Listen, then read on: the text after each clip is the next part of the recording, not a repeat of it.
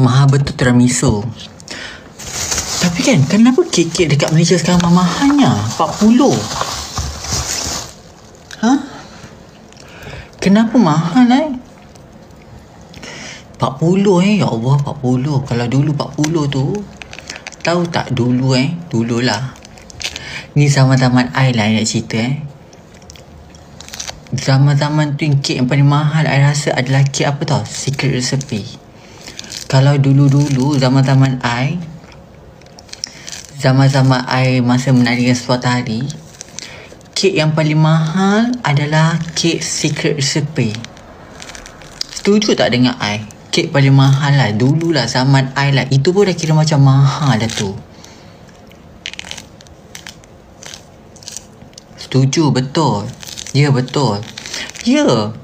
Kalau sajak dulu kat Malaysia, kalau Ayu dulu saja masa sajak kat Setiawan, kek dulu RM25 kek kita orang. Kek RM25 tu pun dah meriah melimpah-limpah dia punya kering-kering dia walaupun dalam tu span. Tapi sekarang kek, ya Allah, mahalnya. Itu pun sebesar tapak tu je 40 macam tu, sebesar tapak. Aku tak faham lah, mahal sangat.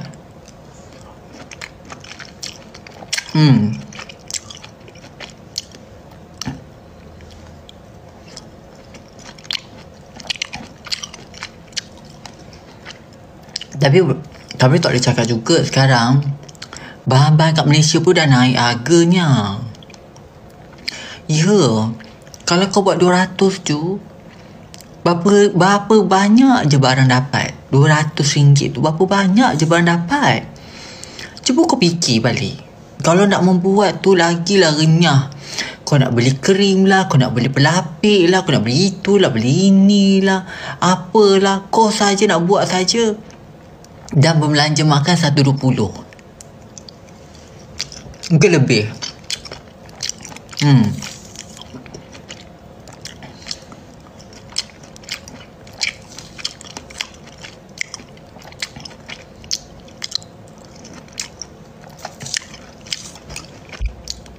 I tak kata kidap kripto mahal ke tidak. I cuma cakap sekarang ni benda yang apa yang ada sekarang ni makin mahal.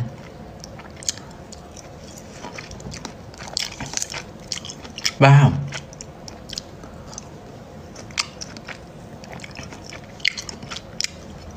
Ni kita cerita yang dulu-dulu Kita dulu-dulu kalau kita beli kek paling mahal adalah kek Secret Recipe. Itu pun makan tiramisu tu pun muak. Aku tak habis jujur cakap. Kek tiramisu Secret Recipe kalau potong makan muak. Makan sikit je pun muak. Aku tak tahulah macam mana ketekak korang boleh makan sebekas ni tu. Tak tahulah.